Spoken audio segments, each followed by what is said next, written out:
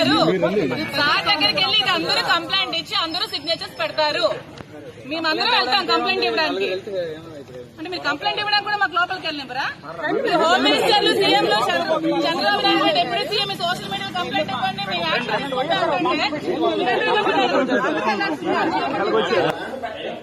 మీద అనుచిత వ్యాఖ్యలు చేసినా చాలా కఠినమైన చర్యలు తీసుకుంటారని చెప్పి వాళ్ళు చెప్పడం జరిగింది. సో అది విని మాకు నమ్మకం కుదిరి మా ఎమ్మెల్సీ దువ్వాడ శ్రీనివాస్ గారి మీద, ఇంకా నేను వైసీపీ కార్యకర్తలు నేను మాధురి అనే నా మీద చాలా అసభ్యకరంగా సోషల్ మీడియాలో పోస్టులు పెట్టారు.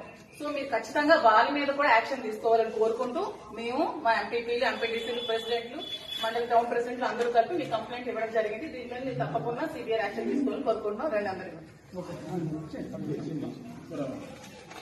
దానికి సంబంధించిన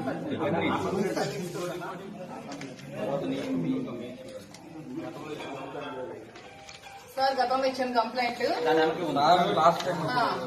సార్ మీకు కంప్లైంట్ చేసి స్టేషన్ కి వచ్చి ఆల్మోస్ట్ అవుతుంది. శ్రీనివాస్ గారు ఎమ్మెల్సీ గారు జనసేన నుంచి చాలా థ్రెట్ ఉందని, చంపిస్తారని బెదిరించి చాలా కంప్లైంట్స్ పెట్టి 2 months బిఫోర్ మేము కంప్లైంట్ ఇవ్వడం జరిగింది. దాని మీద ఎటువంటి యాక్షన్ కానీ ఎఫ్ఐఆర్ కానీ ఫైల్ చేయలేదు.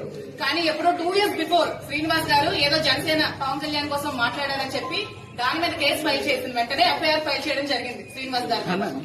మేము ఇచ్చిన దాని మీద మాత్రం ఇంతవరకు ఎటువంటి రెస్పాన్స్ కూడా లేదండి. అతను ఒక ఎమ్మెల్సీ. సో మాకు ఇంతవరకు మాకు కట్టే మాకు రావాలి కదండి. కేసు అయితే కాపీ ఇవ్వాలి కదండి, మాకు కాపీ ఇవ్వాలి కదా.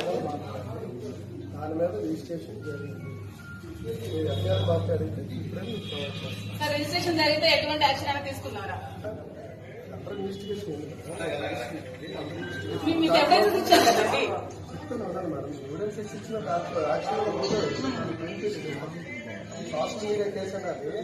మామూలు కట్టే సరే మాకు ఎఫ్ఐఆర్